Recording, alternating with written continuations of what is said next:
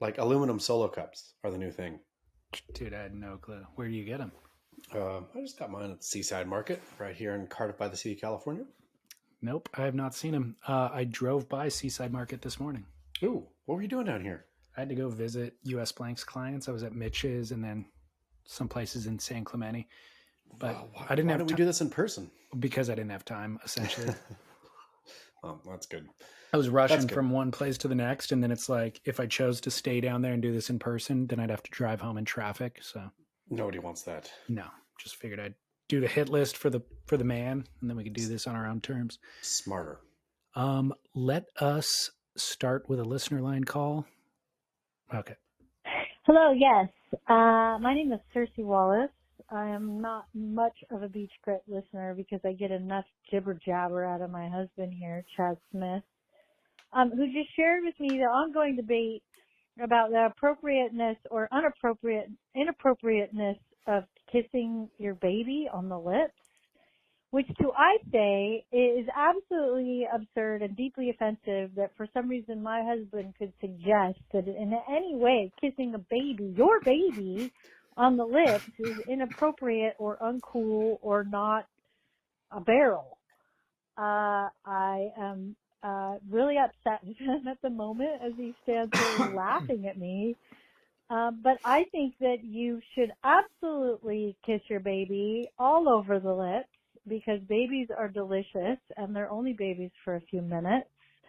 And I think that it shows something worrisome lurking beneath if for some reason you think that kissing your baby on the lips is not cool. So that's my message to the Beach Grit listeners.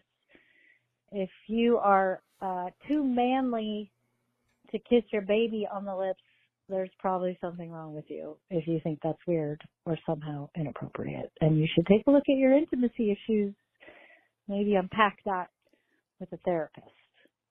Okay. Have a good day. Highly judgmental. Wow, that's what happens. That's what happens, David Lee Scales, when certain issues. Oh wait, here she is right here. Well, she just hung up. Yeah, Cersei Wallace coming and swinging. It's made famous by Stab in their how do surfers get rich or get paid series. Totally famous among surfers, but via Stab. Thank you, Stab. But wow, yeah, copped one there. Apparently, I was wrong. You know who else proved that I was wrong this week? Another podcast listener? And or exactly the podcast listener, His Holiness, the 14th Dalai Lama himself, proved me incorrect. Man, how vindicated did you feel this week on all of this? I'm so vindicated. Clearly, I am correct. Although I am going to take issue with both Cersei and Dalai Lama. I'm not sure that I want to be associated with either of their stances. I have my own stance. The Dalai Lama one was so classic, though. I got so many messages from people sending me that article. Today, I went to YouTube, found news stories about it. I was going to pull up the audio so that I could play it for our listeners here. The audio is so offensive that I didn't want to be associated with it. Here's the thing. Are you ready? Yeah. I've got in defense of the Dalai Lama here. Okay. For those listeners who need to be caught up here, it was on, I do believe, February 24th, episode 205, if memory serves, that it came from a listener, which was the best part. And at the time, I went and re-listened to it. I claimed this is the greatest barrel and awe we've ever had. And lo and behold, it has been, right? We have never had more traction than on the question, is it barrel or not to kiss your children on the lips, right? Yes. That's the nut of it. Yes. I went hard no, it is no barrel. Men do not kiss children on the lips. David Lee Scales said, are you kidding me?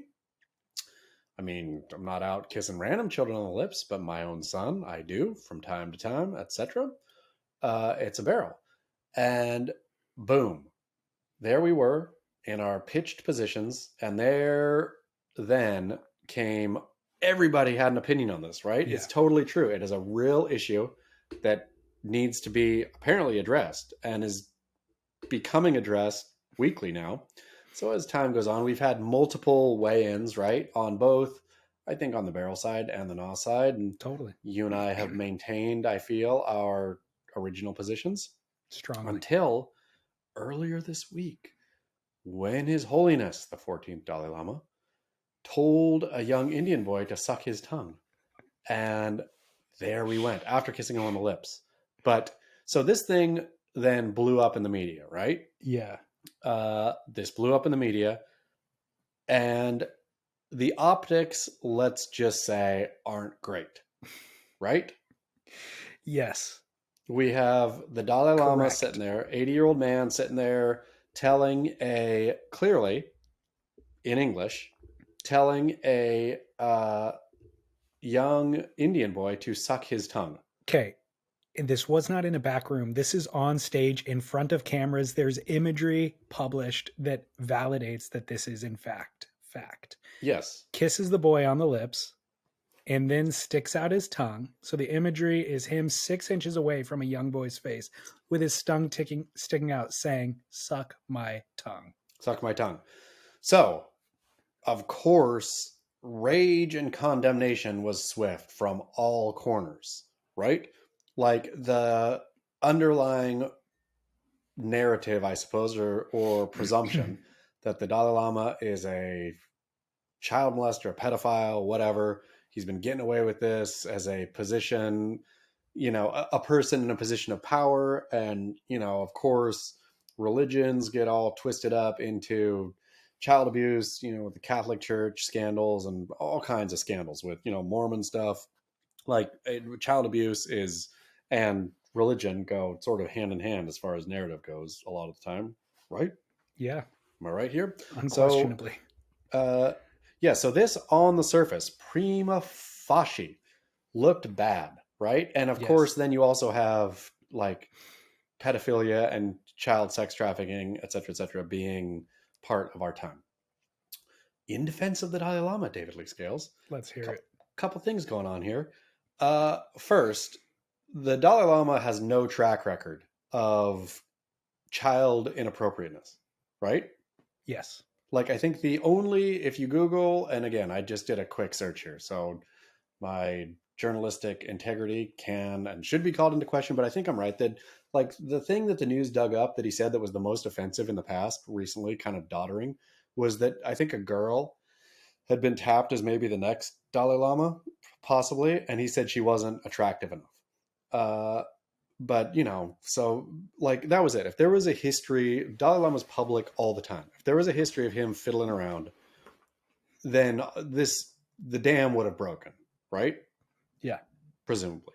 The other thing is what I think people don't take into consideration is cultural context and the way cultural words come out or the way cultural actions come out. Not that sucking people's tongues is a thing, I think, Buddhist thing. Or a Tibetan thing or whatever. But I think the phrase may well be, imagine, let's go back to our dear friend Eric Logan, grabbing the then leading male surfer, Jack Robinson, by the head, pressing foreheads and like sucking in noses, right? So that we know as surfers and whatever, and whether Eric was being a dumbass cultural appropriator that he was there and not understanding any context and just being a dumbass, that's aside the point, but that is a thing, right? And let's imagine that the vocabulary that goes along with that is like suck my air or something, or with the breathe my air in English, right? Where the translation is not necessarily a one-to-one when you come over from English in things like this, right? So if we choose to give the Dalai Lama the benefit of the doubt, thinking, okay, there's no track record of impropriety. Also, could this be an actual phrase in Tibetan? Something about, some playful phrase that is just getting mistranslated. As he translates it in English, it's just missing the thing, right? It's a joke. And I don't know that this is true, but I think that all of that was left out of the gate. And that people were so quick to say, okay, Dalai Lama's canceled. He is a pedophile. He's over. To me, shows more of a sickness in our culture. And again, I get it. Like pedophilia and child molestation and all this are super, super serious issues that need to be dealt with seriously.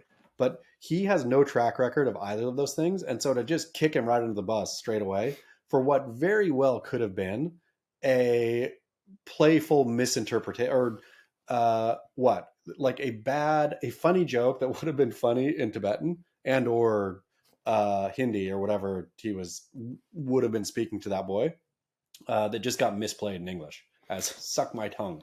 When didn't we were going to start a consulting firm a while ago. Mm-hmm. You could have provided their PR strategy for them, because that argument would have been a lot more, I don't know, defensible than anything that they said or put out, because they didn't even make that argument. I mean, he shouldn't have. His apology. I hear what you're saying. You're making up this could have been, but that wasn't what it is. They never said this is a misinterpretation of the language, or this is something that we do. And even if it was something that they do, they don't stick their tongue out in order to do it. You know what I mean? If he was breathing into the kid's face, that's one thing, but he was sticking his tongue out. It was clearly an effort. It was clear what it was. It was clear as day what it was. I mean, but what, like, was it? I think the automatic assumption, which I love it. I love that he's a podcast listener and is so firmly on your side, yes, which is exactly what you were saying. Was this is not sexual, right? And so the fact that we all rush to paint this with a sexual brush, where definitely in this day and age, in this time, and he is a world figure, right? He should be aware of the temperature enough to know that that's not a good idea to stick your tongue out and tell a child to suck it.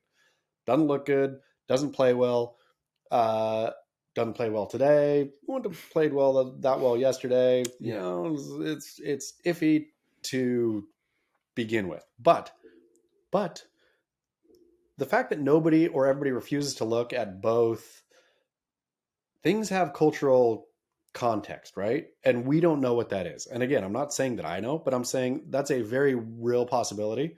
And then when you pair that with the Dalai Lama has been a upstanding man his entire life, right? I mean, I'm sure anybody has a bit of dirt here and there, but I think overall Dalai Lama is really above reproach. And so to tag him as a sexual predator seems like maybe, just like you were telling me, and Cersei Wallace was telling me, the issue might be with me. If my place to quickly jump is this is sexual and abusive, then maybe that's my problem. See, I actually liked the news coverage about the Dalai Lama story, because I don't feel like anybody made a move to cancel him.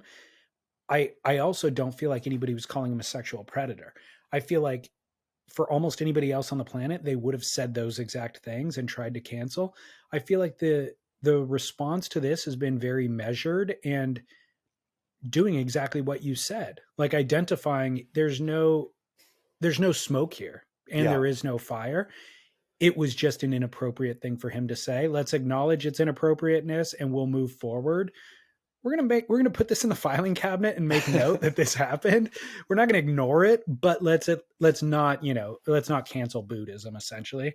And so I think that that's a good sign of progress for us as society and us as media.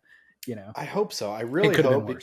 I mean, it could have been worse. You're exactly right. And the cycle on that story was quick, right? Yeah. It was a 24-hour at most cycle where Dalai Lama for tongue sucking was trending. And I mean, I think it's those things that where there is no fire making the smoke, thankfully, and I'm just assuming, I don't know, but it seems that way. And thankfully it went away quicker than it otherwise could have. Like if it was Donald Trump telling a boy to suck his tongue, then there's both a fire. Not that Donald Trump's a child molester, but there's all kinds of stuff. Or if Donald Trump was telling a porn star to suck his tongue, then everybody would say, "Okay, here we go. This is not a misunderstanding. We all know what he meant, and he meant exactly what we thought he meant." You know, he did it on stage in front of everybody. That's the other thing, the Dalai Lama thing. It's not like this was a secret recording that came out from him being in the back room with a kid. You know what I mean? So I think that indicates that there was no fire, but it is funny that it all happened in real time with our podcast, which again means the Dalai Lama is a podcast listener. We're just thrilled to have him. Shout out to the to the DL. But again, rarely. I mean, most often, barrels or not. I mean, I don't want to say most often, but sometimes they are. Hey, you could be right either way, right? Like you and I have staked different positions, and neither is necessarily incorrect. I am glad in this case to be proven incorrect that kissing your child on the lips is a barrel. So I recant. Congratulations, David Lee Scales. Oh, I'm giving the win to Cersei. I have a feeling you're siding with Cersei because that's what she demanded. It had nothing to do with me because I've been harping on it for 5 weeks now and you haven't come over. But it was the Dalai Lama. Yeah, well, we need to acknowledge Cersei said baby. So even she has an age limit built into her own head. You know, she repeatedly said kissing your baby on the lips. She's okay with that. But if we said kissing your 17-year-old kid, that she might have a different opinion, especially if it's opposite sex, even if it's same sex. Yep. Also, I loved hearing her say barrel. She's like, and people in general now, just like to think that that's not barrel is just insane. It's like, she's just fully, that's now what barrel means. And it's also funny how you and I get so into the weeds on these inane subject matters. Like we're really teasing apart the details of something that's so stupid. And she inevitably verbally comes in and slaps us across the face and is just like, you idiots. But why have you spent time discussing? It's clearly okay to do this one thing or not. Shut up. Sure, but she had really felt strongly enough to call in about it. And by the way, fully judge anybody who feels differently than her. Yep. Like she's like, if you do, then you need to seek therapy for your intimacy issues. I'm like, whoa, I'm on your side, Cersei, but somebody can just feel differently without needing to go to therapy. The best part of this is hopefully we have a whole nother half-life of kissing kids on lips. Like eventually this whole podcast is going to be dedicated to kissing children on lips. And then, yeah, that's when I guess the whole Pizzagate, QAnon theories are correct. Totally. A surf podcast was the seat of all evil. Totally. Fully agree. We got feedback about Sam George from last week. Somebody messaged me, texted, Great. And a well-known surf personality who I will not name, and said, quote, "You didn't hear it from me, but Sam George would do wave blocks at J Bay so his girlfriend could catch some. He'd take off, have her drop in, and then he'd pull out. So barrel or no barrel, LOL." That is amazing. That is amazing. I mean, Sam George, I don't want to. Sam George to me is like you're on African safari and you see a strange, interesting animal come out. What's a strange, interesting animal that you would want to see on safari, David Lee Scales? I mean, there's so many. I love a baboon. Okay. I'd love to see a rhino, a hippo. Let's say a baboon. Let's say this baboon comes out of the woods, right? And he's looking real friendly or looking real inquisitive. He's out there. He's in full view. You really want to go up, you're on safari. You can go up and interact with this baboon. Like, how much do you interact with a baboon before he runs back into the bushes? This is when Sam George comes out. This is exactly the way I feel. Is how much can I play with him? Because I don't want to chase him off. I need him to continue to produce. Yeah. In order, because then I get more material, right? It's all perfect. But I feel I went too far today by calling him His Holiness Sam George. Yeah, if he does actually come out and engage and like debate with you and all that, you may have engaged too much. Yeah. You just want him to preen so that you could point at the funny red butt. The baboon's got a red butt. And so that's hilarious. Like it's the only one, with a red butt. But yeah, I get it. His follow-up, it wasn't as good. So yeah, Sam George, to those listeners who didn't have the privilege and honor of reading, Sam George, I think it was a week ago now, graced the inertia with his presence.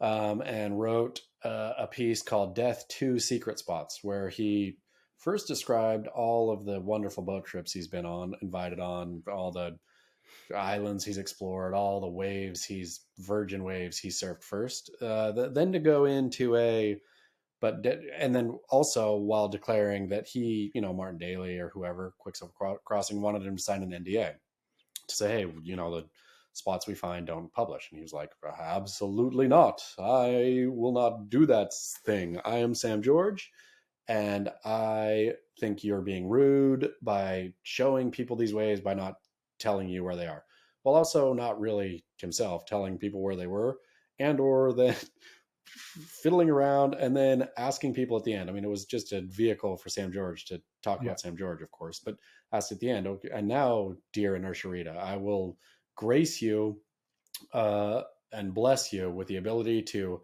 respond to me in the comments, and I might include your comments in my next story about this issue, Secret Spots. Right. So today or a couple days, that story came out again. Oh. Did you read it? No. Oh, so his summation was, he begins this time talking about how he served some secret, in air quotes, spot in Baja, and proceeded to give like specific directions how to get there, which of course it was Punta Hughes, right? Like it's a kind of tough one to get to, but yeah, he really described the path and how epic was that he got to enjoy that alone, and blah, blah, blah, and then rambles some more, and then comes to the end, and all the comments that he included were all how secret spots or protecting secret spots are important. So he commented to each one of them in some kind of wry way, and then ended with another story about him being awesome. Like it was just the baboon's red butt was on full display. And the other thing is, even if you do show up there, he's going to block you so that his girlfriend can get a wave. So there's that hypocrisy built into it. I mean, I really, really, really love it. It wasn't Nia Peoples, was it? I don't know. They didn't say. But the other funny hypocrisy from last week that we just completely didn't acknowledge was Johnny Boy Gomes offering to buy a plane ticket for JP Azevedo to come out so that he could punch out JP Azevedo, when Johnny Boy Gomes had previously punched out a Jody woman Cooper in the limelight. Right. I was waiting for you, to be honest. I brought it up, and because you have brought up that before, and so I was waiting for you to slam that one out of the park. And then when you didn't, I was like, maybe this is inappropriate. So no. Well, yeah. Thanks for not forcing me to slam it and thinking that it could be inappropriate, but I just completely didn't even think about that connection. But a bunch of listeners pointed that out.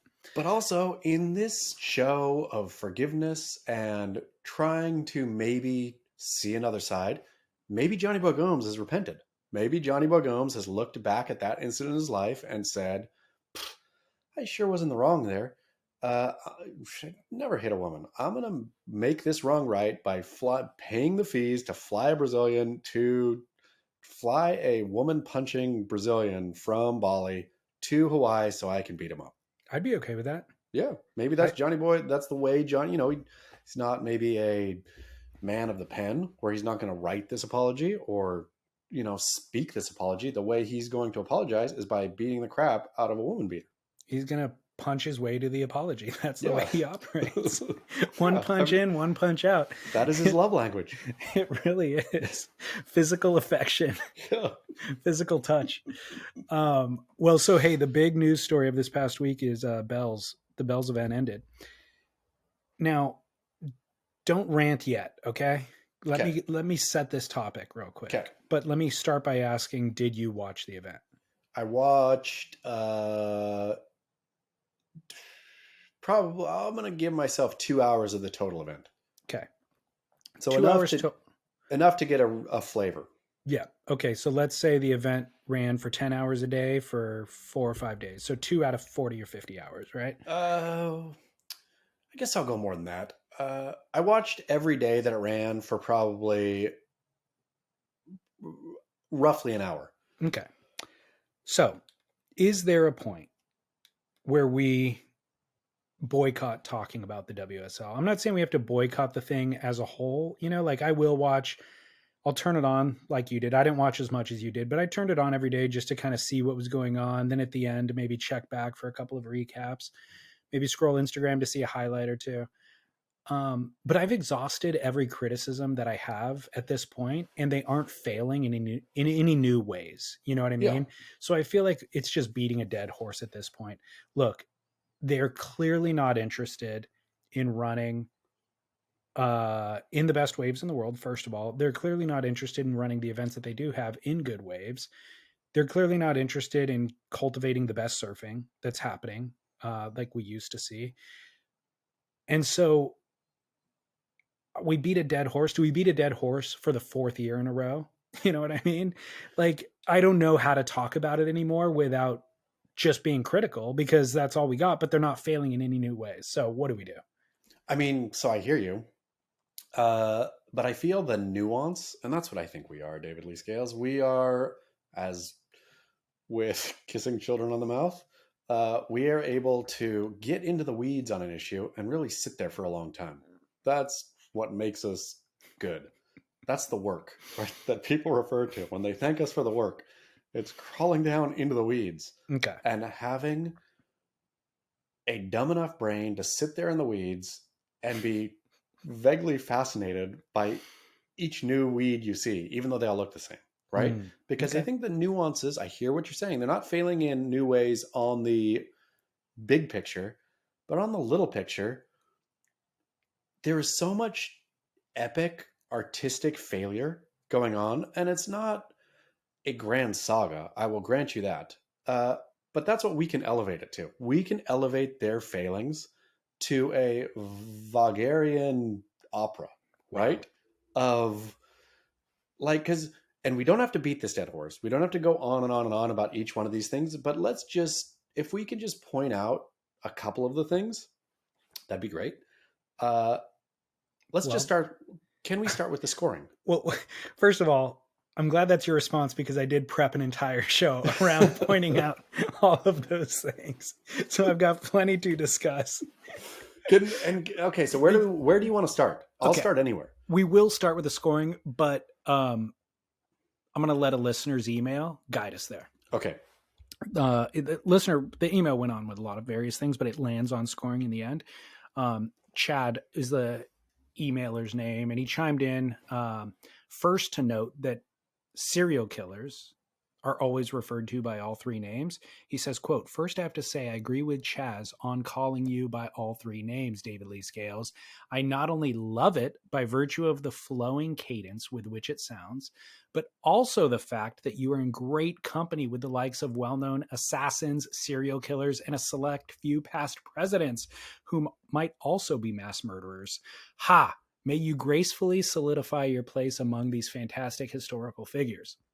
Boom. He goes on to spend a paragraph dissecting which styles of hoods are appropriate to wear, which was Barrel or Not last week. But he finishes by saying, quote, "I certainly do not condone the little hood with the strap. Come on, looking like a precious baby with a bonnet on your way to a christening?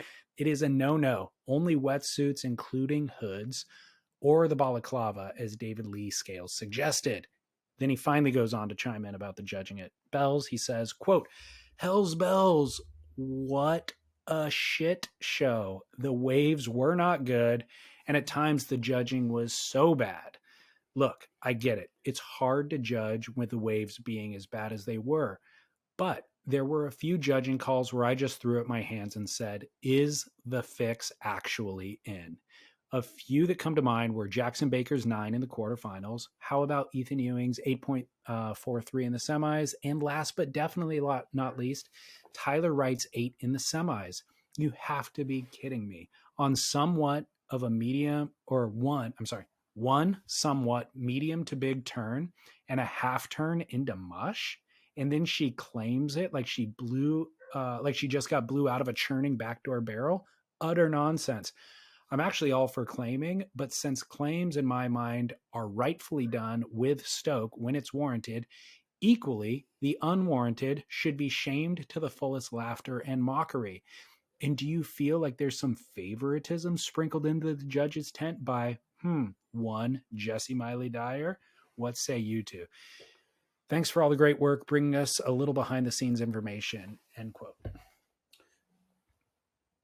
Here we go. I mean, I totally agree that I don't think the fix is in. I think JP Curry, if you read his story, his finals day rap was one of, I thought, the best of the year and maybe the best of last couple of years, where essentially he said, sure, there was the sentimental favorite in, what's his name? Blonde kid, Ewing. Ethan, that's his name.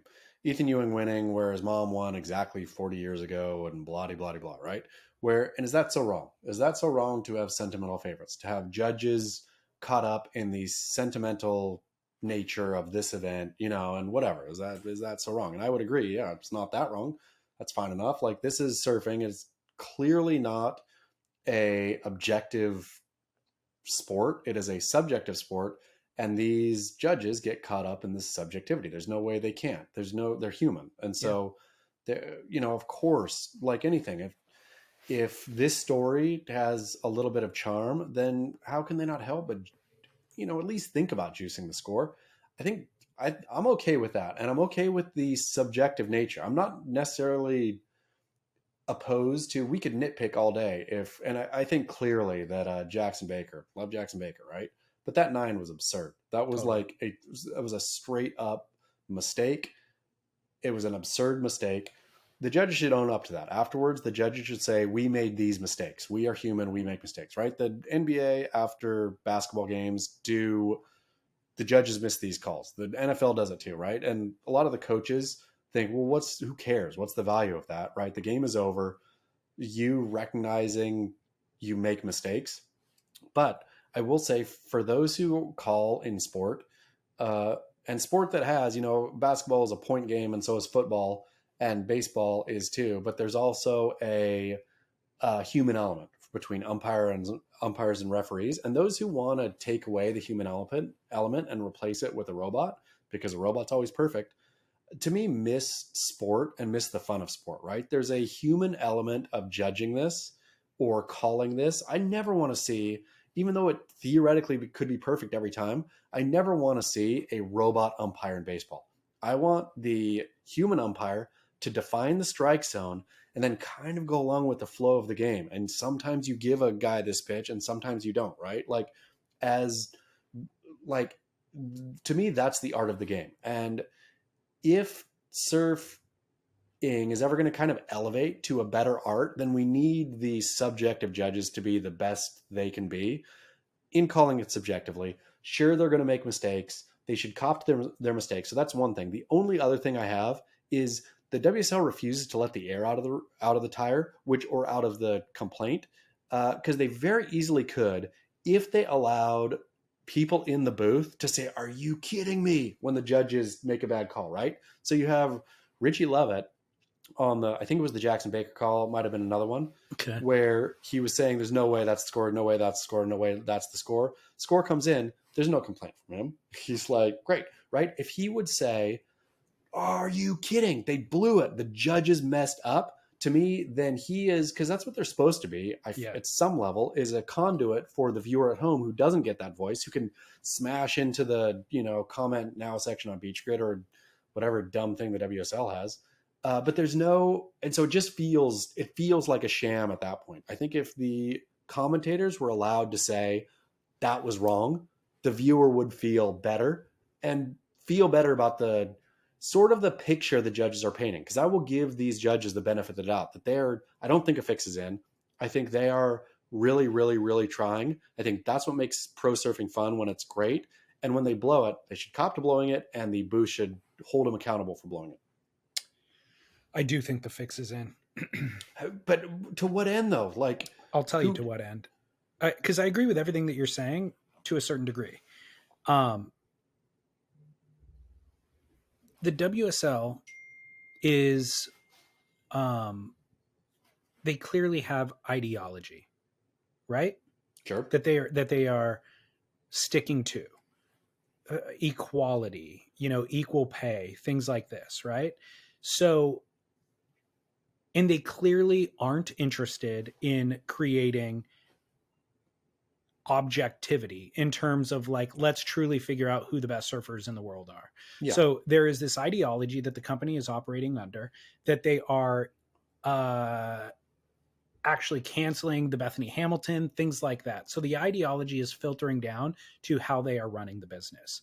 So in the booth, I think that absolutely does influence what's happening in the booth. If there was a secondary layer that said, we are also interested in objectively defining what the best surfing is, then I could see them implementing that in the judging booth. But it seems to me that they're not interested in running the best surfers in the best waves. They're not interested in trying to figure out and define what that exactly means. And so how could it not be that their primary focus ends up influencing what ends up coming out what comes out the back? I hear you, but I think what their primary focus is so nebulous and squishy. Like, it's ideas of equality that it's performative. The WSL, if anything, is a performative piece of trash. And so but there's no checks and balances. So sure, but I agree with you. I'm not saying like the ideology means that they like Jackson Baker better than whoever he was surfing against in that heat, and that's why he gets a 9. I'm just saying there's no checks and balances, and it is so nebulous that it'd be very easy to, if we do have favorites, or let's just put it this way, if we create a cut line to create drama, but our most important marquee athlete, Kelly Slater, is going to get cut, you know what? Let's just add a rule in the rule book so that Kelly can then get wild cards into the back half of the season. Even if he loses in every event, he will accrue enough points to the back half of the season that he's back on. That is, I mean, it's legal. You know what I mean? It's not breaking the rules, but it is influential. It is a system wherein the ideology influences the outcome of the quote sport, which no longer makes it a sport. It makes it way less interesting. I mean, I agree that they're really, and I feel this one too, and even this Bells event in particular. And of course, the surf was, talk about objective stuff, was objectively terrible by any standard, by anyone in the world outside of like, I don't know, Florida or places where you really got to paddle out into slop. If you want to, you know, there's a bunch of places in the world where you paddle out into slop because that's all you got. Right. But those waves were awful. They were awful. And the WSL, though, claiming we're going to have fun performances today. This is going to be great, right? Like the inability to say this is terrible. This surf is rotten. But fans at home, it's really important. Think about what you do, because to me, there's a narrative there. Think about the way you surf in terrible surf. You wouldn't be able to get around one of these sections, right? Watch these pros, watch how they do it, and we're going to judge them. This is what we got. This is the, you know, this is what we were served. And so here we go. But just, there can still be performances, but the lack of recognizing any kind of reality, like, I mean, but this is the thing. It's all, and again, this is the beating the dead horse part, I suppose. It's all collapsing. Like Elo, to me's vision is collapsing, and it's only a matter of time. I used to think that, what do I know? Like, these are the people with money and power, but you see it coming. This thing is done for. Like, we're watching the collapse, and that's honestly partly why I've been discussing it too ad nauseum. Is we will look back on this time, and this is going to be a historic time for professional surfing. And so documenting it week in and week out is actually kind of interesting, as absurd as it is. I mean, because I was going to say the numbers on the, like, you can get some idea. Like, I looked, I think it was 2 days later, the numbers on the finals package that they cut, which that thing should have been, you know, like a lot of on YouTube, a lot of their stuff, like the Kelly Slater heat, well, we'll get, I don't know, 52 to 100,000 views, whatever, you know, fine enough traffic. I think their whole finals cut package thing got like, I think it was 1,700 or something. Like, so few people are engaged or caring. And this is the fact that the event runs in Australia means a whole bunch of people, you know, in Europe and don't get to see it. So you'd think the numbers would be fairly well juiced in terms of engagement. There's no engagement. There's nothing to be that interested in. Kelly's gone. It's a wrap. It's a wrap, David Lee. Kelly's gone, or he's not gone. But if he's going to be gone, then that's a story. You could sink your teeth into it, create a bunch of, storyline around it. They're really not even acknowledging it. Like, no, they're not even like, so, because it's a non-story. It's done. I don't know if you saw this, but Make or Break is canceled. Oh, did it get canceled? When? Make or Break got canceled. They have not released anything about it, but just Stab Magazine posted, or they commented that the cameras weren't there for Bells. Yeah. But I've heard from people in that industry that, it got canned already because season 2 has performed so poorly. I mean, season 2 is done. Season 2 is really a bummer. But I will point out season 2, talking about whether the fix is in or not. There's an interesting scene. I'll have to find which episode it's in, but they're showing the judges and Pratamo doing his thing as the head judge walking around. He is absolutely influencing the other judges. Oh, sure. The other judges are coming to a conclusion. Then he's chiming in and saying, you know, the way that the judging should be scored, actually. So that is problematic. You know, like it should just be completely blind, write down your score. It is what it is. The fact that the judge is actually creating a missive, then checking your work, having you change your work to accommodate his missive is very, very suspect. And the other thing is, so we know that place is run threadbare, right? In terms of not a ton of staff. Yeah.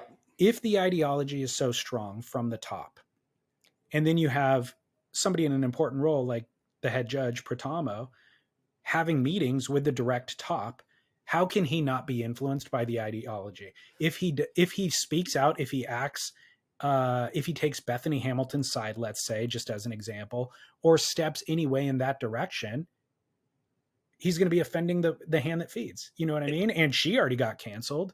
Athletes are shutting up about it. So how could that not all influence one another? There needs to be checks and balances. Sure. But I just think that like the brasses, what they planting a bush in the hill at Bell's, whatever it's called, Jarjarak. What's the beach name? Don't know. Jarak. That's what it is. You know, whatever. Like their thing is just so dumb and performative. Like at this point, it doesn't matter. I think that even if there's no narrative, there's nothing. It's just garbage. I hear you. But where this is going to make more of an issue, I feel, is now that the World Surf League has fully pivoted to sports betting, because bettors are not going to touch this with I think getting people to bet on surfing is a stretch to begin with. There's so much weird nuance and all this kind of stuff. But when there's very clear wacky things happening, who's going to take a bet unless like the fix is, then the fix really could be in. Totally. But especially if they have a vested interest in that for company. Sure. Yeah. Like where you could make money, but that's the thing. I would imagine that these bets, so those listeners don't know, the WSL announced yesterday that they signed up with a major sports betting, what is it? It seems like a back end company, right? Yeah. I'm not exactly sure. Yeah, it's somebody who takes care of the sports betting. But WSL is jumping both feet into sports betting, right? To betting on surfing. Knowing that it creates listener or user engagement, fan engagement. Totally. And that it's all great and good and blah, blah, blah, blah. But the real trouble here is days like the Jackson Baker heat and all that, like if there was a bunch of bets on Jackson Baker and then that's what the judges did, then so what they're doing is again, further eroding any kind of credibility they have. They've already eroded it down to basically nothing. Yeah. To me, this last sports bet pivot, this is why I say this is the end, right? Because this is truly the end. Like them jumping into this, all credibility is gone. It's done. And once people start losing money because of bad calls start coming in, or people start really winning money off bad calls against other people's losing money on weird stuff, then it's over. Then it's a wrap. Well, yeah, you would have thought that the ladder sponsorship would have been the Harbinger. I mean, I guess it was the Harbinger, but I had somebody send me the video of, because I wasn't watching the event, but otherwise I would have seen it myself. But yeah, it's like Kaipo giving you the heat, I don't know, the rankings or whatever for the round of 32, the way that the pairings were sizing, or, who was surfing against one another. And he was standing on a ladder so that he could reach up to the top. He was wearing a hard hat and a construction vest. And he's like, I'm just delivering the rankings from my sturdy Bailey ladder. Back to you, Joe. And the camera slowly pans back and you could see the whole ladder in all its glory. And I was like, man, it is funny. Like if they are making in the way that we deliver Sunbum's Trust in Us segment, with it's silly, if that's what they're doing, then okay, it is kind of funny, except that's not the tone of the show and they don't make jokes ever. And so, no, they are doing this dead seriously. And then I'm like, well, the hard hat has to be a joke, right? And no, I don't think that's a joke either. I think it's literally like, if you are going to get on this ladder, it is a liability and you have to put this helmet on. Yep. And so Kaipo just has to slap the smile on and deliver it. But it's like so out of place.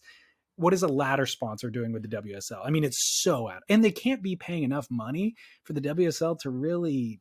It's a ladder. It's a regional ladder sponsor. Like, it is regional. You can't buy a Bailey's ladder, I don't think, here in America. It is a Australian ladder company, right? It's crazy. I don't think you can buy a Bailey ladder. I've never heard of it. Yeah, maybe I'm wrong, but I don't think you can. So it's a regional sponsor who's getting international coverage. I mean, the whole thing has become, again, I might as well beat it while it's here, because this dead horse is getting buried, and then I guess we can exhume it and keep beating it, but that won't be as much fun. This is more. Was flipping through the shows with the kid the other day. This is Spinal Tap came on. I was like, this is a classic. You got to watch this. World Surf League at this point is so Spinal Tap. Totally. It is. Our amps go to 11. It's freeform jazz. It's every bit of Spinal Tap. It really is. This is a World Surf League today is a mockumentary where, if Make or Break was smart, they would have shot the whole thing and pitched season 3 as mockumentary. Yeah. They would have pitched Elo, Jesse Miley Dyer. They would have pitched every bit of it as, we're going to shoot this. This is literally happening. You can't get actors. Even the great Christopher Guest, Eugene Levy, can't act this good. We are going to get them all on camera and release it as a mockumentary. Yeah. Professional surfing. Yeah. The documentary. It's not far from the truth. Yeah. I mean, it's not, it is the truth. It is the truth. And like two things that go along hand in hand with that make it extra hard to believe is I've never seen anybody tank a business as quickly. Do you know what I mean?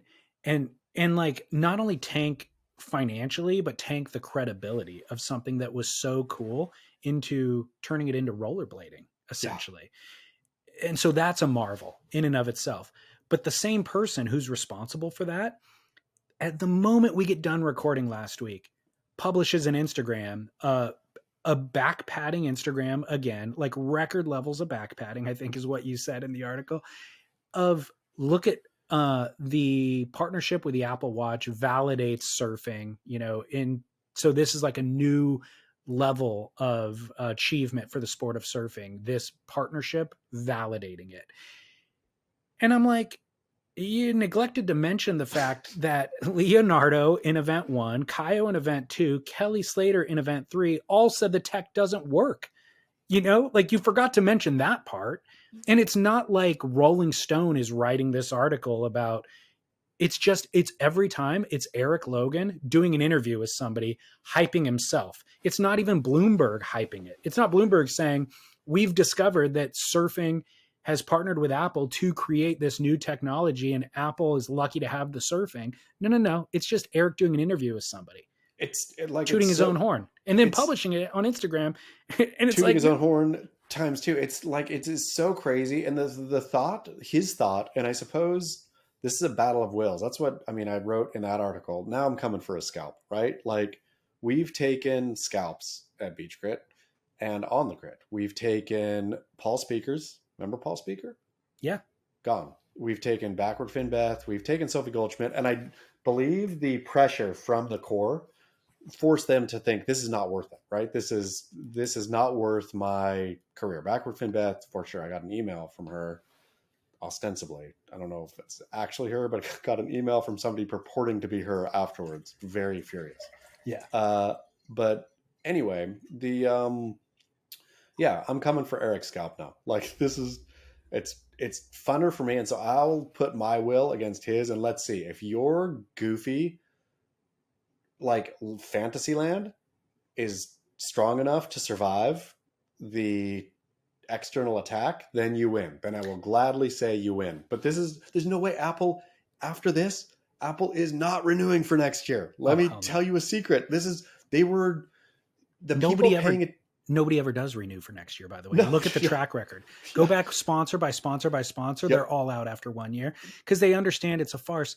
The other thing, and I mean, the series was probably directly tied to the watch deal as well. It was like an added value thing, you know? So the fact that the series is cut, the watch deal is probably cut as well. Of course it is. But, and there's no way the person dealing with this account is looking at Eric Logan's Instagram and saying, "Oh, success. We knew this was going to be good." They've heard all the bad press. They're aware of the people dealing with these accounts are aware of the facts. They're not snowing themselves. Well, I think that they can, Eric can amplify the message frequently enough and use brand associations like Apple enough to get the next client interested.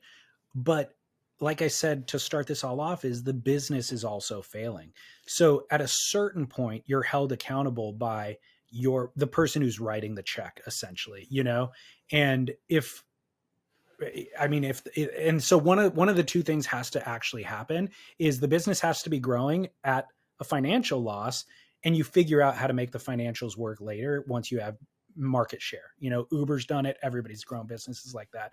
Or the financials work and you don't give a crap what the core says. Yeah. You're just like, I don't care if I look like a clown. I'll look like a clown all the way to the bank. Yep. But both things are failing. You've completely eroded the core. So in the insular bubble that is the WSL, they can say whatever they want to say and make each other consensually hallucinate to believe it. We're at the point where nobody outside of that believes it. The entire surf world that exists outside of the WSL sees the mockery and is also now commenting on the mockery publicly. The athletes themselves are commenting on it. You know what I mean? And so the jig is up. Like the writing is on the wall. Here's the thing though. I mean, yeah, like, and even they used to have Jeep. Now they have Great Wall Motors, which only sell in Australia, right? Or if they're, I don't even know where they sell with China. Like, all of this is absurd, obscenely absurd. At the end, when it crashes, Eric Logan, he's going to point his finger at us and say, "You screwed yourself. We were trying to help. I told you. We were trying to be the rising tide that floated all boats. And you guys were all blah, blah, blah, blah, and poking holes in the boats and sinking everything. I hope you're happy. I'm going to go work for Paramount Pictures. You guys screw off with your surfing." Like, what would you say then? We were on the deck of the Titanic pointing at the iceberg is what we were doing. I mean, I'm serious. That's all that we've been doing. All that we want to watch is good surfing, you know, and the brands that associate themselves with the WSL, we want them to thrive too, because they're existing in the surf space. We want those athletes to earn more money next year than they earn this year. And we're pointing out the ways to do it. But it's funny that you mentioned a lot of this actually, but also that you mentioned you don't want the judging to be robotic. You want it to have the human element and all that sort of stuff, because guess what? Do you know what Chat GBT is? GPT? A robot. Chat GPT is it's AI. From their website, they said, "We trained a model called Chat GPT, which interacts in a conversational way. The dialogue format makes it possible for Chat GPT to answer follow-up questions, admit its mistakes, challenge incorrect premises, and reject inappropriate responses." So it's basically this AI website that exists where you could it can write research papers for you. You just type in, I saw somebody on Instagram, Erykah Badu posted it. An interviewer shows up to the interview and goes, "Hey, I had Chat GPT prepare this outline for who Erykah Badu is. Can I read it to you before I ask you the questions?" And she goes, "Yeah, I guess so. I'm ready for this." He reads her this dissertation on who Erykah Badu is. And he goes, "What would you rate it?" She goes, "That is a 10. Like it got the essence of my music. It understood like my intention of what I'm trying to complete with my music, everything. Like this AI bot did better show prep for the guy than he could have done on his own. You know what I mean? Anyways, a listener sends me this and he goes, "Hey, guess what? Here's the question that I posed to Chat GPT. Write an essay about what the World Surf League should do to make more entertaining events." Do you want to hear what the bot responded with? Sure do. Said, it first gave like a summary of what the World Surf League is, and then it gives 5 bullet points. But the summary says, the World Surf League has been a leading organization in the sport of surfing for many years, hosting events and competitions all over the world. While the WSL has made significant strides in promoting the sport and expanding its reach, there is always room for improvement. In order to create more entertaining events for both surfers and spectators, the WSL should consider the following suggestions. Number 1, improve the quality of the waves. Surfing is, at its core, dependent on the quality of waves. The WSL should prioritize finding and utilizing locations with consistent and high-quality waves. This would create more exciting and dynamic competition, allowing surfers to showcase their skills and abilities to the fullest. Point number 2, increase the interactivity of events. In order to make events more engaging for both the surfers and the spectators, the WSL should consider incorporating more interactive elements. This could include providing opportunities to fans to meet and interact with surfers, or incorporating technology that allows for real-time analysis and commentary, which is what Beach Grit does. Number 3, create a more diverse range of events. Surfing is a sport that is heavily influenced by geography and climate, which can limit the range of events that can be hosted. However, the WSL should aim to create a more diverse range of events incorporating different wave types and locations and varying competition formats. Number 4, increase media coverage. In order to create wider audience and create more excitement around events, the WSL should increase its media coverage. This could include live streaming of events, highlight reels, and more social engagement. This would allow more people to experience the excitement of surfing competitions if they are unable to attend in person. Number 5, increase prize money. The WSL should consider increasing the prize money for events. This would attract more competitive surfers and create more excitement around the competitions. Additionally, increasing prize money would make it more feasible for surfers to dedicate more time to surfing. I love that ChatGPT has been routinely, like it's not beta, like it's out and running and doing stuff, but like really get stuff wrong all the time, right? Like we've had a handful of stories on Beach Grit that are just hilarious of asking ChatGPT this, that, or the other thing. The fact though that it is truly, and this is not a smart bot, right? Like this is artificial intelligence in air quotes, is way smarter than Jesse Miley Dyer, Eric Logan, and the rest of them. Yeah. Which is like that. If ChatGPT gave me a way not to make Beach Grit more profitable, because I would say, I'm done with that. You are definitely smarter than me at that.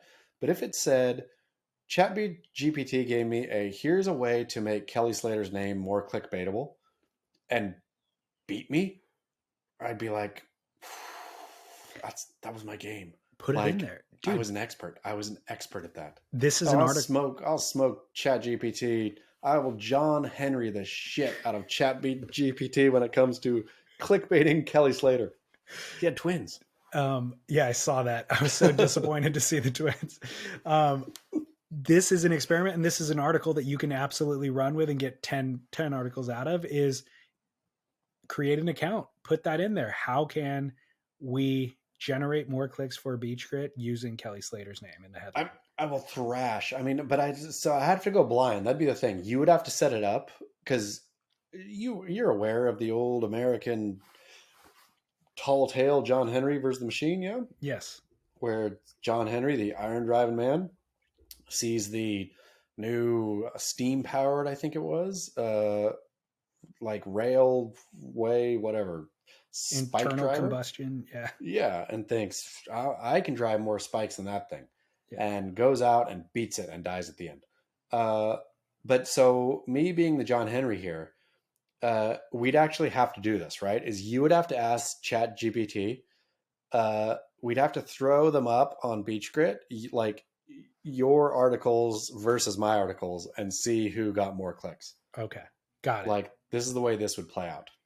Yeah, okay, I like it. That's a much better designed experiment. I was just thinking you do it and then compare that to your past work, but I agree. This would be better. Yeah, like we have to go toe to toe. We have to go robot mono in real time.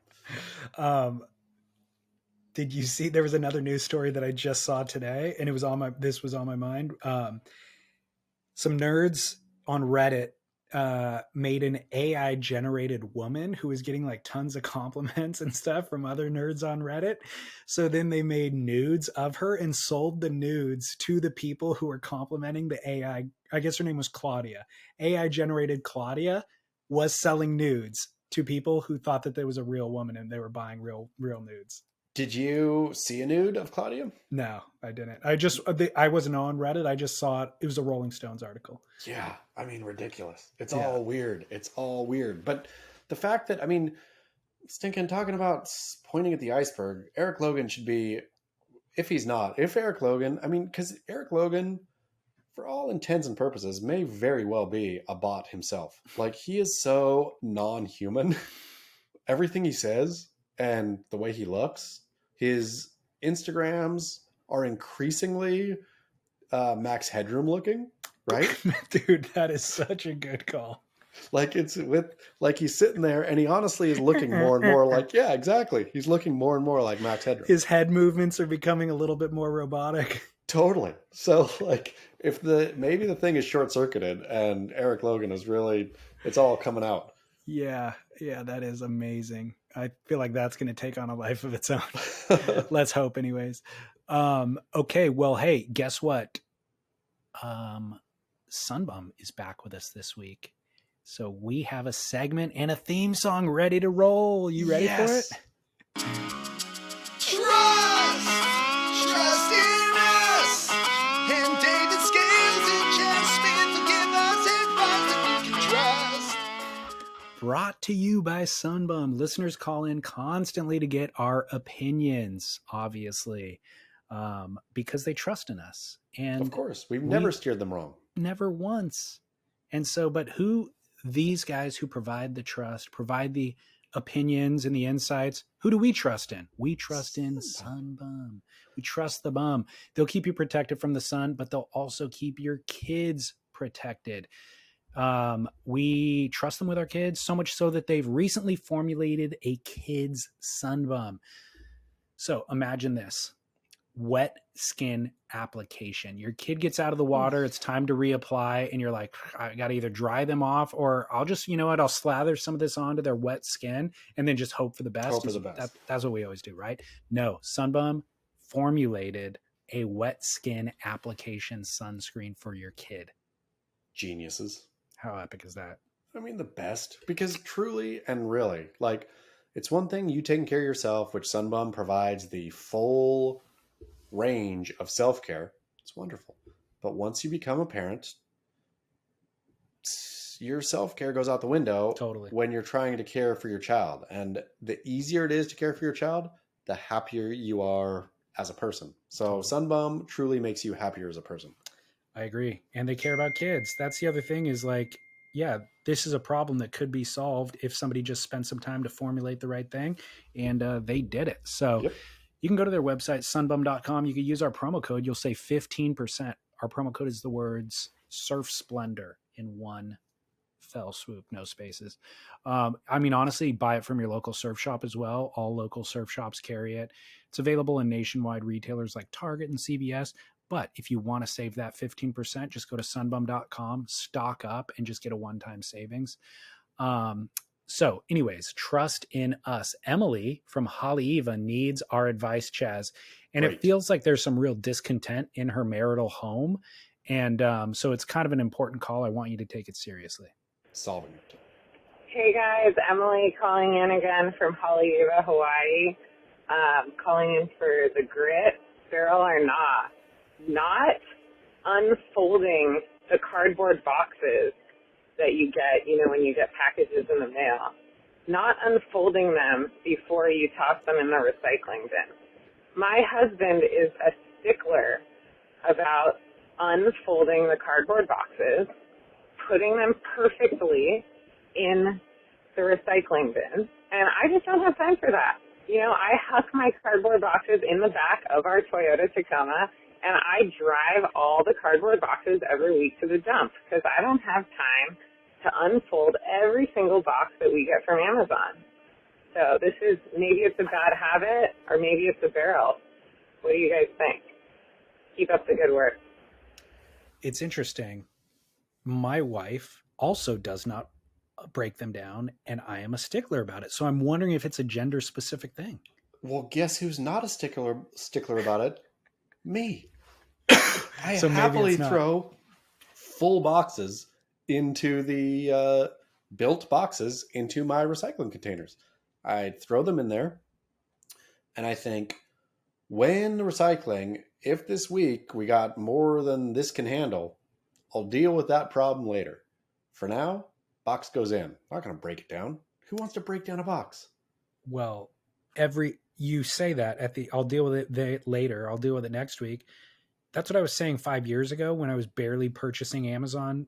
I was buying one Amazon purchase a week. Now we have 3 boxes showing up a day. Sure. And that recycling bin has not gotten larger in the last 5 years. So if I deal with it next week, it rolls over to the next, to the next, to the next, and we'll have a giant pile of cardboard in the back with nowhere to go. Guess what? Tell me. That's what our Southern California, and in Haleiwa, this would work too. That's what rain is for, David Lee Scales. You let those boxes get rained on, they break themselves down. Then you just stuff that soggy cardboard. You could fit so much soggy cardboard into a recycling bin. This problem works itself out. Here's where I feel like we really need to discuss is Cersei on board with your soaking cardboard pile in the backyard, or is she siding with me right now, hoping that you listen to the error of your ways? She would so be siding with you. She is too busy to find and or look for my soaking cardboard pile. The second she saw it, it would be yet another, oh my goodness. Like, it would be another call in. You will get that call in at some point. But I'm not going to alert her to its presence. I'm just going to keep on building it and shoveling it in to the bins every week. So she is not breaking down the boxes herself. She's just handing the box to you, presuming you're breaking it down and it's being disposed of properly. That is my job. Yep. Yeah. Amazing. So it was was it Amanda from Haleiwa? No, Emily. Emily from Haleiwa. I mean, Emily, I am proud to know that you are a true ripping surfer since you drive a Toyota Tacoma. We know that from the get. But what I don't understand is why you're driving your boxes to the dump. Like, do what I do, and this is why you trust us for advice. Do what I do, stack a pile and get rain soaked. The rain and nature itself will break them down to the point where you can stuff them in your box. And it all works out, Emily. It all comes out in what they say, the wash. And tell that to your husband. Okay, so there are long stretches of time here in Southern California where we don't have rain. You ever bust out the water hose to water them down on your own? I haven't, because you know what else works that just takes longer? A lot of hot sun will make them kind of brittle and whatnot. And so then you can kind of stomp them and like dust them down a little bit. Yeah, it just takes a little longer. Why would you dust them off? You don't dust them off, but they just kind of turn like dusty and brittle, I feel, under beating sun for a long time. They get dehydrated. Yeah. And so you just give them a stomp and then they're going down. But wow, I worked a job. I think it was my first job, in fact, in a vending machine company. Oh man, I've done not great work at a lot of jobs. This job, I got the bright idea in this vending machine company. They also did like frozen foods and vending machines. And I got the bright idea, like I'd have to put a duck hunting suit on when I went in to work in the big walk-in freezer. And I thought, nobody ever comes in this walk-in freezer. I'm going to take a nap in here.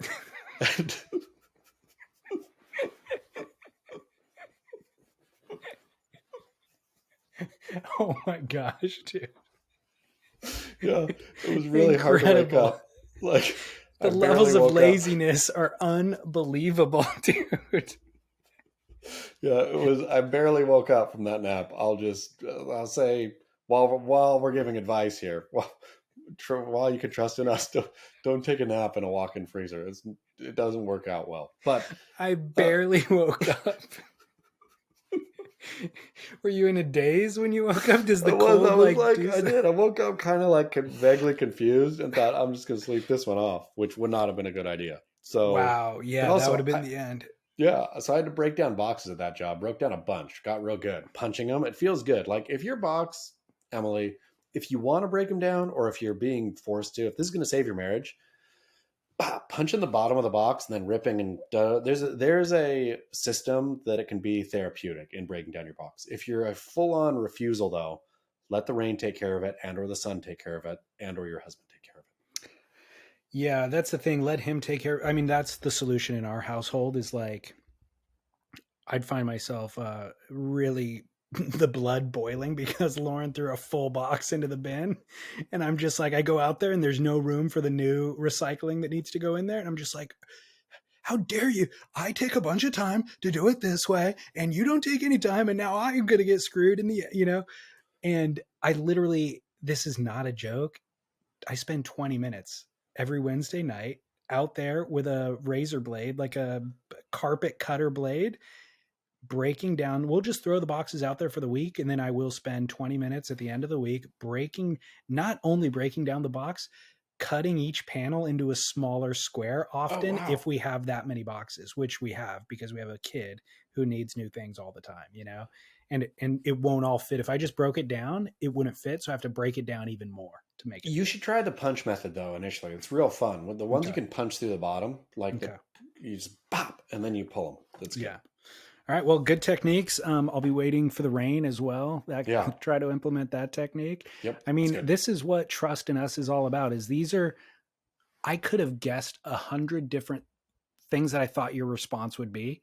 Never would I have guessed that it was let the rain or the sun do its hard work and break the box down for you. But that's why we're here. That's why Sunbum pays us the big bucks. Oh, whoops. I pushed the wrong button. Hold on. Come on, DJ. Come on, DJ. This dang Riverside platform is screwing us right now. All right. I was going to play outro music, but now you're not getting it. Well, hey, should we take a commercial break and then come back and go to Barrel or Not? Let's do it. Okay. All right. Back from commercial. I have a follow-up question about that cold nap you took. Yeah. Did you have a blanket or did you just take a freezing cold nap? No, it was like, so I had the duck hunting suit, right? Like it's a full on like onesie, basically. Like it's a warm onesie that was, but it's not like crazy, like zero temp kind of thing, but you know, it was made for hanging out in cold temperatures. And so I thought I'm warm enough.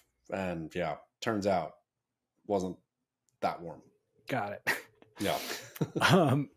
I was also thinking I should have brought this up when we were talking about bells, but I got an email. I'm on the Inertia's email list. Oh, nice. Did you signed up? You get the email like a set wave? Mm-hmm. That's what they bill it. It's sign up and it comes like a set wave. Oh, really? Yeah. I signed up.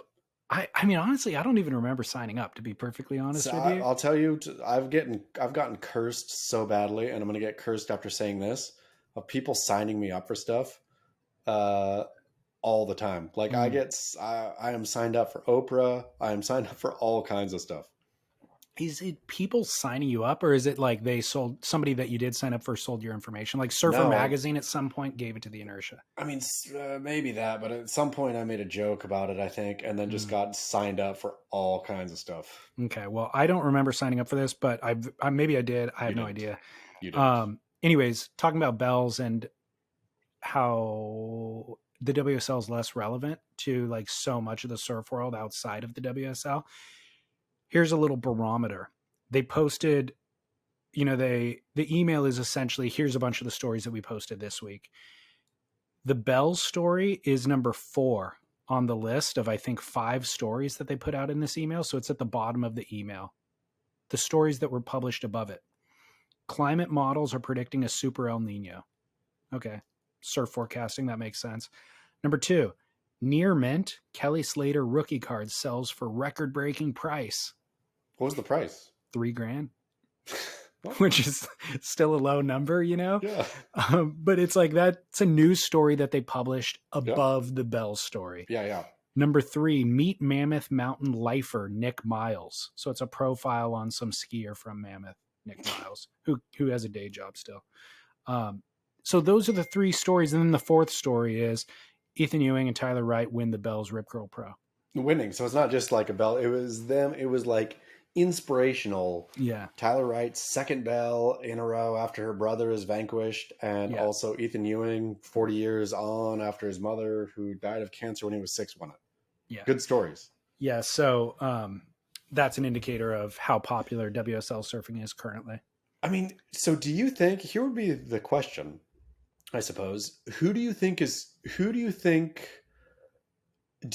that Eric Logan thinks the inertia is kookier than he is? Or do you think the inertia thinks Eric Logan is kookier than they are? Like, this feels like a awesome like where you get them both in a room and both of them would cool guy each other. Because they would think, the inertia's over there. Yeah, those guys are jokes. I agree with you. Jesse Miley over there. I entirely agree with you. They both think that they are. Yeah, cooler than the other. Yeah. But, okay, here's the thing. You ready? I would say Eric Logan and Jesse Miley Dyer are cooler than the inertia. They have more cred than the inertia. Yeah. The inertia is so embarrassingly cloying. Yeah. At least it knows what it is. Yeah. But it is like... Well, it's honestly the worst website ever made, the inertia.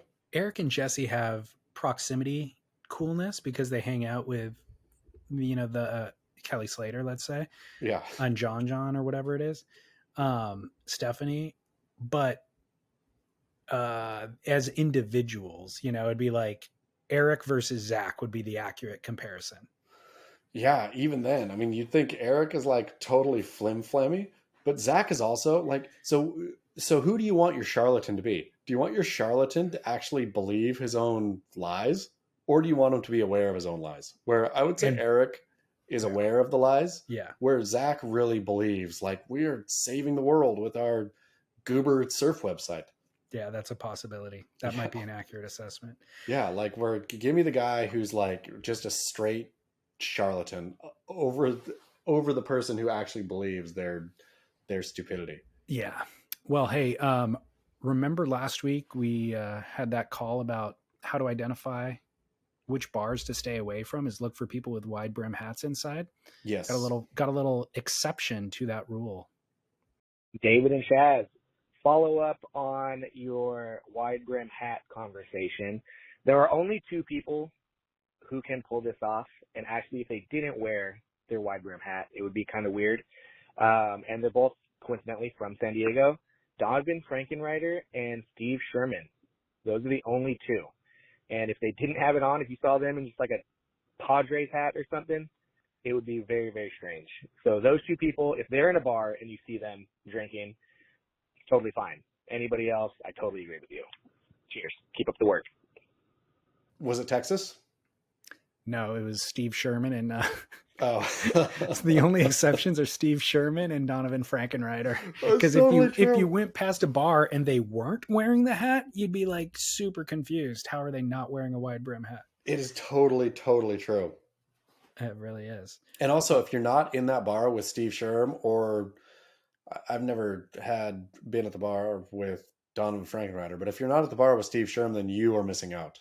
There you go. That is a bar that you needed to turn right into. And those guys, I mean, they own it. I mean, that talking about your argument for confidence, it's like they're one with the hat. That hat is like they were born with the hat. And their embrace of that hat totally predated the trend of that hat. Like Sherm has been rocking a hat long before like whoever you want to claim adopted the hat and wrecked it. Yeah, him and John Wayne. Yep. They were rocking it. Yep. Well, hey, barrel or nah, wrapped in neoprene once again this week. And I should say to the listeners, you as somebody who were kind of making an argument against hoods, you now own a hood. You own a hooded wetsuit as of this last week. So do you know what that makes me want to do? As I said, that hoods don't belong in Southern California. Mm. I'm ready for a California surf road trip. I'm ready to go hit Santa Cruz up again for the first time in probably it's got to be less than a decade, but it's probably right around there. Man, it's time for me to take a cold water surf trip. I got that wetsuit, unboxed it, threw the box outside while it was raining, and am ready to go north. I was there last week or the week before, a couple weeks ago, actually. How good was it? Did you have your best?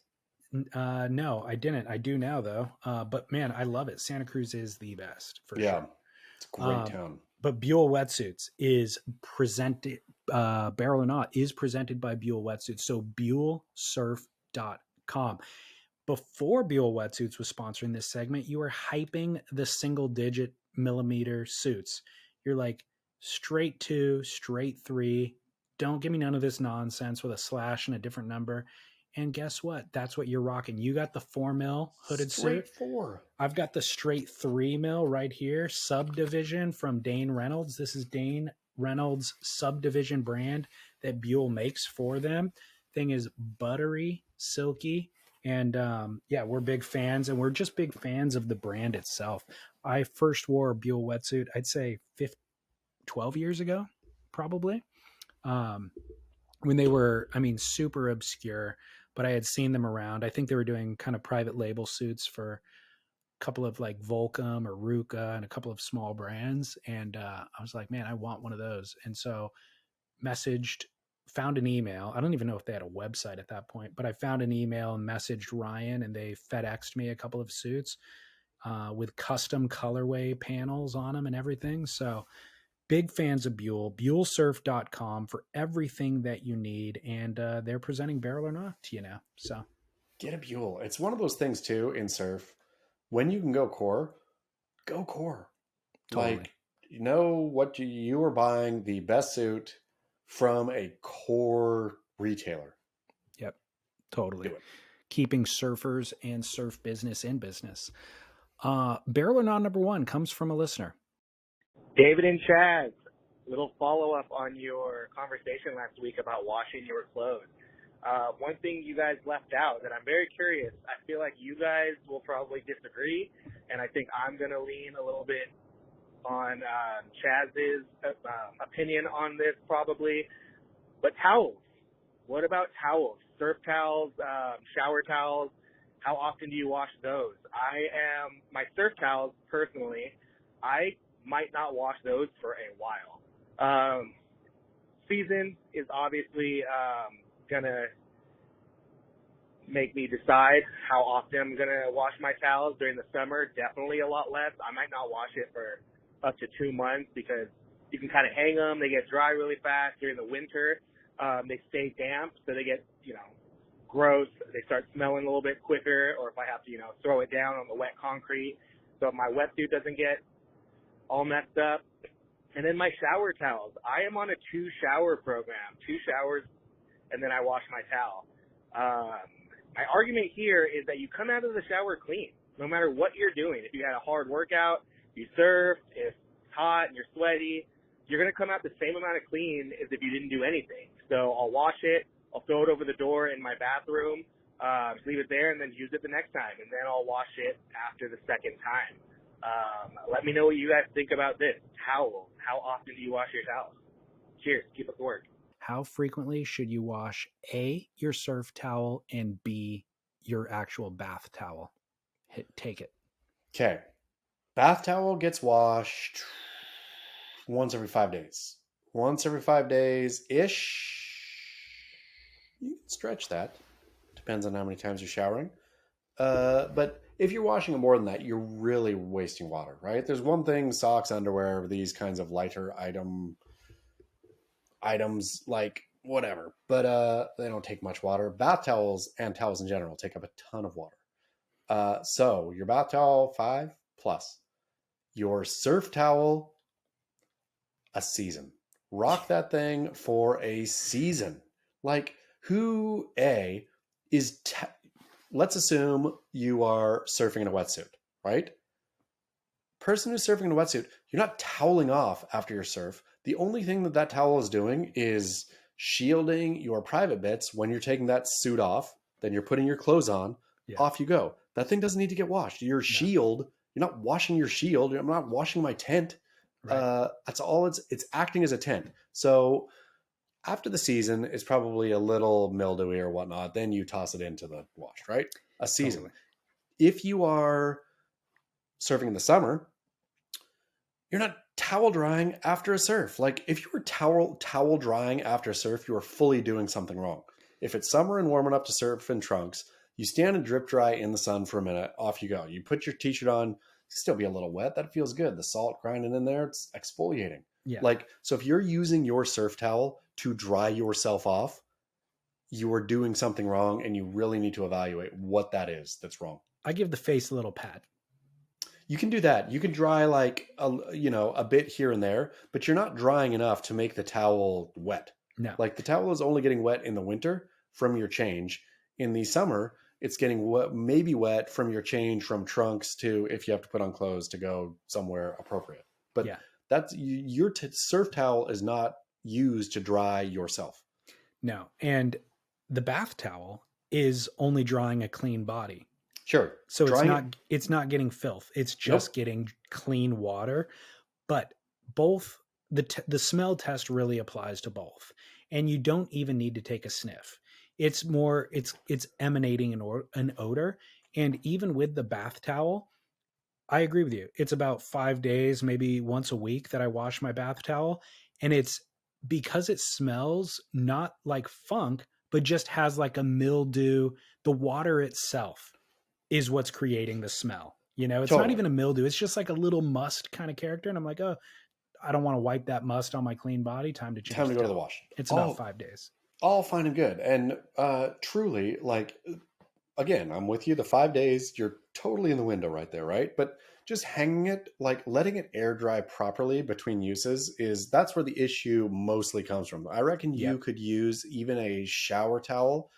You could probably go 10 days, 14 days even, if you really had it air dried in between, right? It's like when it's kind of crumpled up on itself and not properly drying, that's where problems arise. Great call. If it's on a hook where it's folded upon itself, not getting a lot of air. Trouble. If you had it on a rack where it's like fully stretched out, getting air, boom, you're good for a week at least. Even if you can throw it on like the double rack, right? Where you're going over, if you're that much of a glutton, where you can throw it over 2 racks, and then you're where no side is ever going to touch the other side, and there's a ton of movement in between. Yep. You probably don't need to wash your towel ever.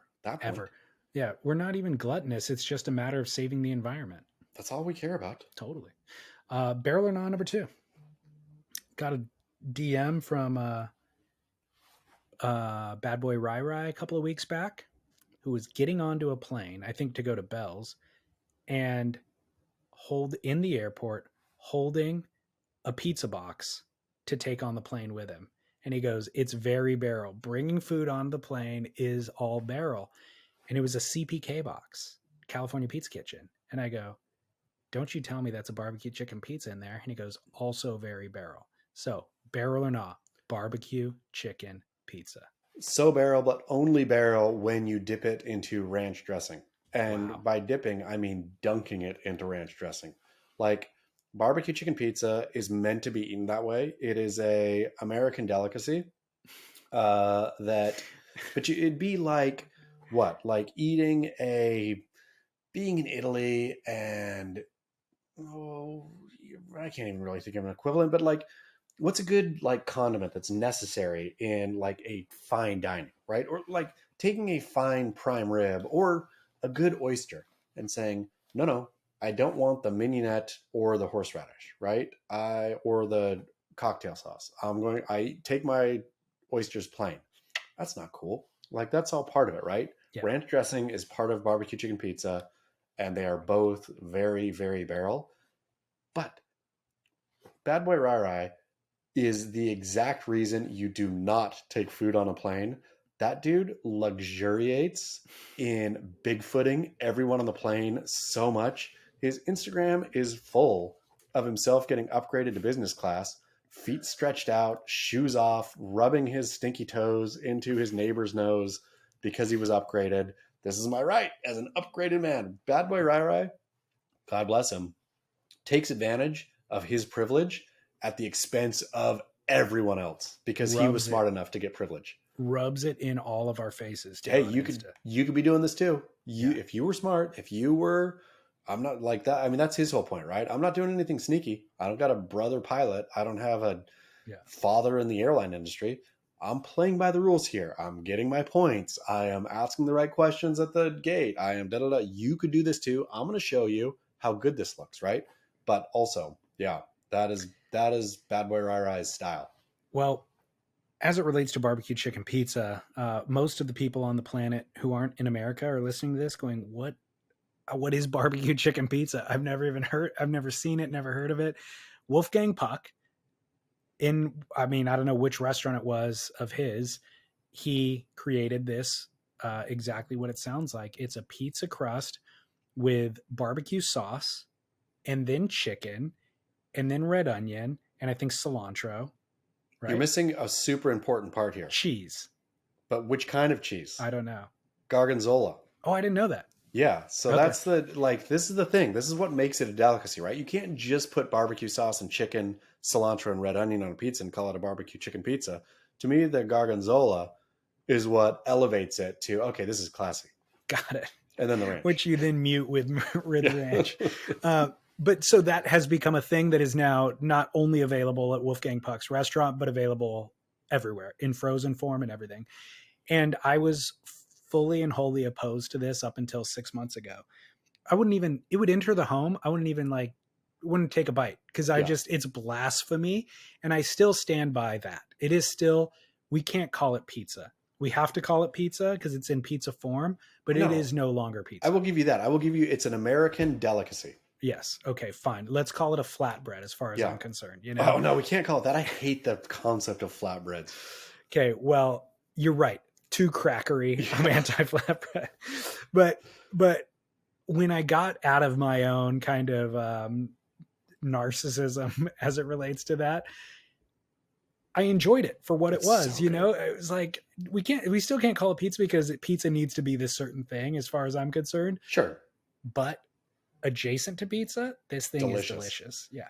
I mean, it could be American appetizer. There's a category for these things, these American foods that are so far off piste from their inspiration to no longer register as the inspiration, right? Right. Clearly it's round and it has cheese, but just because it's round and it has cheese, okay, fine. Like I see that, but I mean, for my money, you could throw all of Domino's and Pizza Hut and everything into this category too, right? That is so far off from an Italian pizza that it's its own thing that's good in its own right. Like a slice of Domino's hits the spot every once in a while, right? For what it is. It doesn't hit the spot like in the same way that a piece of pizza does. Yeah. But for whatever this is, we just have to invent a category for what that is. Yeah, we do. We need to create a pizza adjacent category to lump all of that stuff into. That is not flatbread. They tried to do that with stinking flatbread, and I have no idea. Flatbread is I purposefully do not order flatbreads called flatbreads, even if I think this is probably a pizza, but it's not because they're calling it a flatbread. So what is the deal with flatbread? Is it they don't cook it in an oven, or maybe it doesn't have yeast, so it doesn't rise. So that's it? It's just a crust thing? I don't know. I'm not sure what. Dumb. I don't think there's a real strict definition for what it is, and that's the beauty of it, is that it can be anything. Flatbreads truly infuriate me. When a menu has a flatbread section, it almost makes me hate the entire restaurant. Well, bread needs a little thickness to it. It shouldn't be flat. Otherwise, it's a cracker, right? The definition of bread is a certain rise. And if they called that, I'm a huge fan of thin crust pizza. If they called that thin crust pizza, this is our thin crust pizza section, that's square. I'd be like, I'm in. Great. Oh, having it. All right. Well, final barrel or not fits in with so many others in terms of there's some vanity in it, but there's a bit of effort in it. Barrel or not, whitening your teeth. Oh, it's a straight barrel. It's a hard barrel, though. This is a Shipstern's Bluff barrel. A barrel you've got to work for. There's the barrels that you just pull in and magically you're just covered, right? There's the Kelly Slater Surf Ranch barrel, the one you know is coming that you're going to get into no matter what. There's the backdoor-ish barrel where you see it forming out in front of you and you say, I got this. Look at that. I already see the barrel. I just have to go in there. Then there's the Shipstern's barrel. Wild and wacky. Takes time and energy. I know I need to whiten my teeth. You know you need to whiten your teeth. Everyone knows they need to whiten their teeth. The effort and thought and intentionality and all of it to go buy the whitening strips, to put them on at the right time, just after food, but before you brush your teeth, but whatever the window is, and to do that for 30 days takes a sort of monastic discipline that, like, I've gotten the teeth whitening strips, done them twice, and then forget, and then do it, and then think I blew it. I'm over it. I can't do this. Yeah. I wish that I had the fortitude. But it's a barrel. Day 1, you're so gung-ho. Day 3, you kind of forgot. By day 5, you're like, it sits under the cupboard for the next 2 years. Basically. Exactly. And then your teeth aren't white. You have a couple canker sores.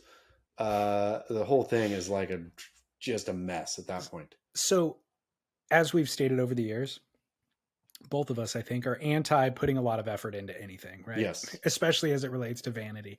Yeah. And so I would never have gone to the dentist to get a whitening treatment. No. I would never pay the money that it costs at the dentist.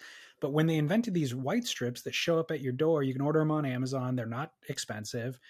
They're supposed to be easy, aside from what you just stated, that it actually takes a bit of discipline to follow through with. I'm like, I was inclined, but I still wouldn't do it because of the 30 days. But then I have family photos where I'm standing next to it. That's another problem with having a beautiful family, is you're always the ugliest person in the photo. And I look at them and they're smiling and they have white teeth, and mine are off white. And I'm like, yeah, I got it. I think I need to look good for my wife and kid. Like, I need to not look like they took a photo with a hobo. Right. And so I think I need to put I need to put 30 days effort is what I need to do. For some reason, though, and I would like you to do a day-by-day journey here.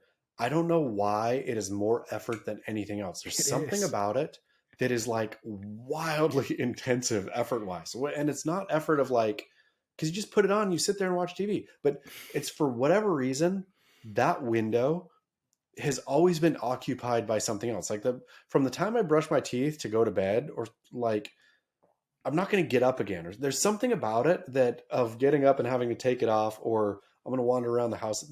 I haven't found the window because you can't eat after it. Right. And so it has to be at night.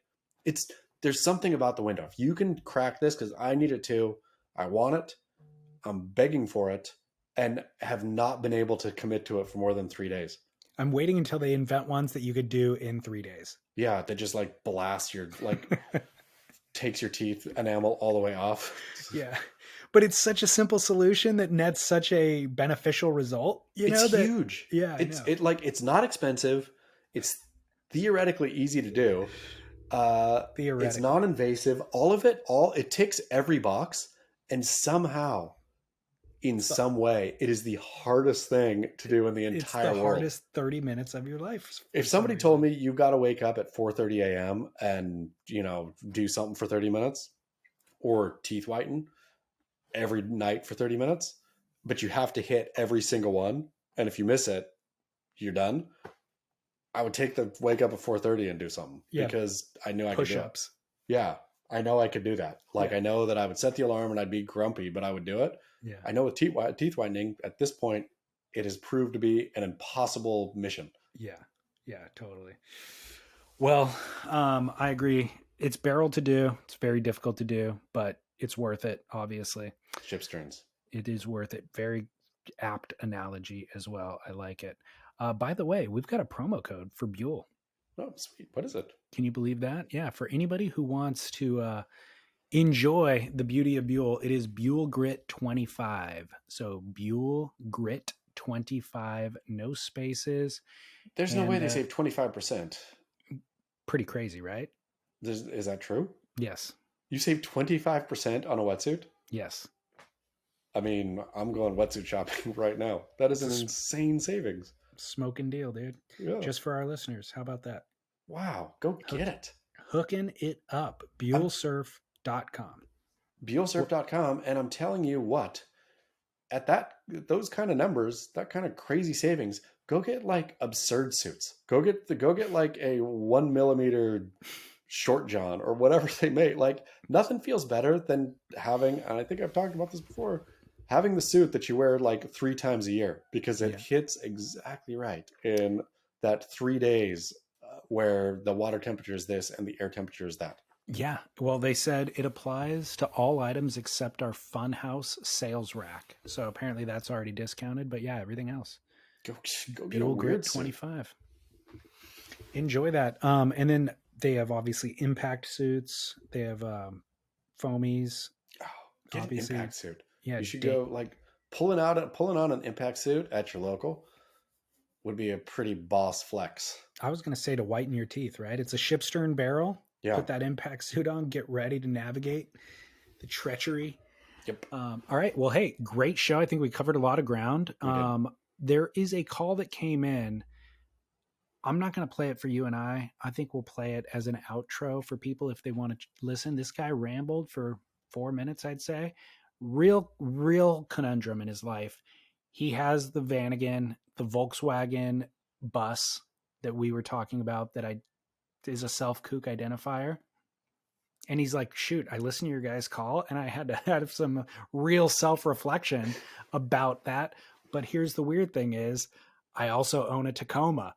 And then I was confused. So I bought this other crappy van and he's just all over the place. He's sorting through his thoughts. He owns multiple vehicles, trying to figure out how they represent him to the outside world in light of our conversations.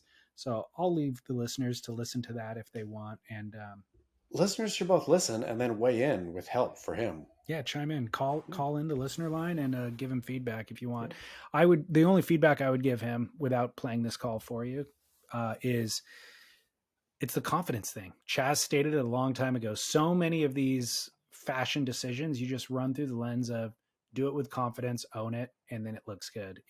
He's of two minds about which vehicle he's driving. If you're of two minds, that thing reeks to high heavens. You could tell just by the way he's delivering the questions. Yep. So anyways, listener line is 760-237-0150. So, all right, Chaz. Well, hey, great show. Beachgrit.com, surfsplendorpodcast.com for that. You are at Surf Journalist on Instagram. I am at Surf Splendor. Is there anything else that you want to share? I think we're good. Sweet, man. Thank you. Great show. And until next week. Bon voyage.